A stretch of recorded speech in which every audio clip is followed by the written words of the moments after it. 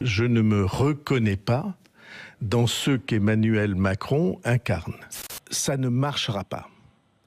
Et ça ne marchera pas parce que les Français vont voir exactement ce que cette démarche signifie, ce qu'il y a derrière tout ça. Et qu'est-ce qu'il y a derrière ? Derrière cet hologramme, il y a une tentative qui a déjà été faite plusieurs fois de très grands intérêts financiers et autres, qui ne se contentent plus d'avoir le pouvoir économique, ils veulent avoir le pouvoir politique. Qu'à travers Emmanuel Macron, ces grands intérêts financiers auraient le pouvoir. Et d'ailleurs, c'est très simple, posez-vous une question, pourquoi ces heures et ces heures de télévision en direct, pourquoi ces couvertures de magazines ?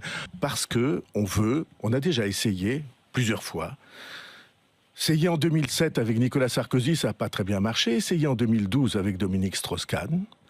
Et ce sont les mêmes forces qui veulent réussir avec Macron ce qu'ils ont raté avec Strauss-Kahn. France Culture, c'est le rendez-vous des politiques, une leçon de sagesse aujourd'hui en compagnie de Raymond Barre. Sur cette affaire, je considère que le lobby juif, pas seulement en ce qui me concerne, est capable de monter des opérations qui sont indignes. Et je tiens à le dire publiquement. Tout ça est manipulé, ça je le dis à votre bon ? Naturellement, on est manipulé. Bon, on est complètement manipulé. Oui, vous le dites, j'espère, le matin. Vous avez des banques, vous avez dans le monde des banques et des officines dont le travail est d'organiser la spéculation en Europe.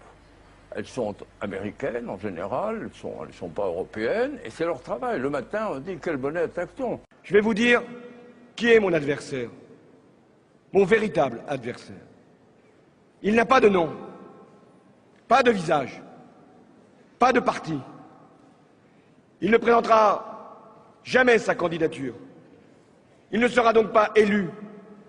Et pourtant, il gouverne.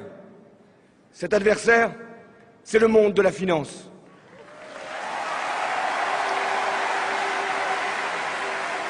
La France ne le sait pas, mais nous sommes en guerre avec l'Amérique. Oui, une guerre permanente, une guerre vitale, une guerre économique, une guerre sans mort apparemment. Oui, ils sont très durs, les Américains. Ils sont voraces, ils veulent un pouvoir sans partage sur le monde. C'est une guerre inconnue, une guerre permanente, sans mort apparemment, et pourtant une guerre à mort. Ce n'est pas moi qui le dis. C'est François Mitterrand, quelques semaines avant de mourir, dans un ouvrage qui s'appelle Le dernier Mitterrand, de confidence qu'il a faite au journaliste Georges-Marc Benamou, à l'époque journaliste au Nouvel Observateur. Et je peux vous dire une troisième chose. On ira ensemble vers ce nouvel ordre mondial.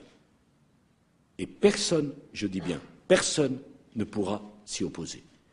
Car à travers le monde, les forces au service du changement sont considérablement plus fortes que les conservatismes et les immobilismes. Et les dernières paroles qu'il ait prononcées comme président de la République, à l'exception peut-être de quelques mots qu'il a dit à son médecin avant de passer les paroles à Chirac, c'est à moi qu'il les a dit. Et il me regarde. Vous constatez là, me dit-il, l'influence puissante et nocive du lobby juif en France. On ne met plus en doute, même quand on m'attaque avec une violence inouïe, que ces paroles aient été prononcées. Mais immédiatement après, on me dit, il les a peut-être dites, mais il ne fallait pas le répéter. Pas vous, pas comme ça, pas maintenant. Pas moi, pas maintenant. Mais pourquoi ?